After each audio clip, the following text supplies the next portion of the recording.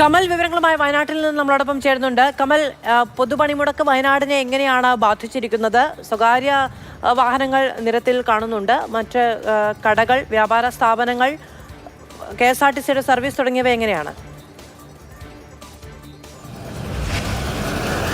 Madhu, KSRTC രാവിലെ 8 മണിവരെ KSRTC ബസ്സുകൾ നിരത്തിലുണ്ടായിരുന്നു. അവയധികവും ദീർഘദൂര ബസ്സുകളായിരുന്നു. തെക്കൻ ജില്ലകളിൽ നിന്ന്, തിരുവനന്തപുരത്ത് നിന്നുൾപ്പെടെ വയനാട്ടിലേക്ക് ഇന്നലെ രാത്രിയൊക്കെ പുറപ്പെട്ട ബസ്സുകളൊക്കെ ഇവിടേക്ക് എത്തി സർവീസ് അവസാനിപ്പിച്ചു. അതുപോലെ ബംഗളൂരു ഭാഗത്ത് നിന്ന് കോഴിക്കോടേക്ക് പോകുന്ന നിരവധി സർവീസുകൾ രാവിലെ കടന്നുപോയി. വയനാട്ടിലെ വിവിധ സ്ഥലങ്ങളിൽ നിന്ന് തന്നെ ചങ്ങനാശ്ശേരി, പാല, തിരുവനന്തപുരം സർവീസുകളും രാവിലെ ഒരു 8 മണിവരെയൊക്കെ ഈ സർവീസുകളൊക്കെ ഉണ്ടായിരുന്നു. പക്ഷേ 8 മണിക്ക് ശേഷം KSRTC ബസ്സുകൾ ഓടിയിട്ടില്ല. അല്പം മുമ്പ് ബംഗളൂരുവിൽ നിന്നുള്ള ഒരു സൂപ്പർഫാസ്റ്റ് കോഴിക്കോടേക്ക് കടന്നുപോയതൊഴിച്ചാൽ മറ്റ് KSRTC ബസ്സുകൾ ഒന്നും സർവീസ് നടത്തിയിട്ടില്ല. ഇവിടുത്തെ ഡിപ്പോകളിൽ നിന്ന് ലോക്കൽ സർവീസുകൾ ഉൾപ്പെടെ നടത്തുന്നില്ല.